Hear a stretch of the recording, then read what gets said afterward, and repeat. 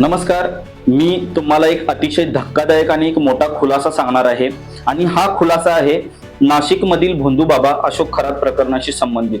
आता या प्रकरणात एक मोठी घडामोड समोर येत आहे, कारण तपासाला अचानक वेग आलेला आहे आणि सूत्रांच्या माहितीनुसार अशोक खरातचा आज खरा चेहरा जो आहे तो आज जगासमोर येणार आहे. सर्वात धक्कादायक बाब म्हणजे स्वतः अशोक खरातने दिलेल्या कबुली जबाबातून अनेक मोठे खुलासे समोर आलेले आहेत असं सांगितलं जात आहे. महिलांना आधी विश्वासात घेतलं जायचं, त्यांना मानसिक दृष्ट्या जगडून ठेवलं जायचं आणि मग त्यांचा गैरफायदा घेतला जायचा. ही पद्धत आता उघड झाल्यामुळे सगळीकडे संताप व्यक्त होतोय. आतापर्यंत अशोक खरात विरोधात तब्बल 12 गुन्हे दाखल झालेत आणि त्यापैकी 8 गुन्हे हे महिलांच्या लैंगिक शोषणाशी संबंधित आहेत. म्हणजेच प्रकरण किती गंभीर आहे हे आपण समजू शकता.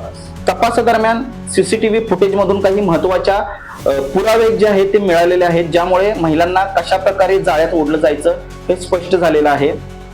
आता सगळ्यात महत्वाचं म्हणजे आज सायंकाळी 5 वाजता या प्रकरणाच्या तपास पथकाच्या प्रमुख तेजस्विनी सातपुते पत्रकार परिषद घेणार आहेत आणि या पत्रकार परिषदेत नेमकं काय उघड होणार आहे, अजून कोणते धक्कादायक पुरावे समोर येणार आहेत आणि या प्रकरणाला नेमकं कोणतं वळण मिळणार आहे याकडे संपूर्ण महाराष्ट्राचं लक्ष आहे ते लागलेलं आहे.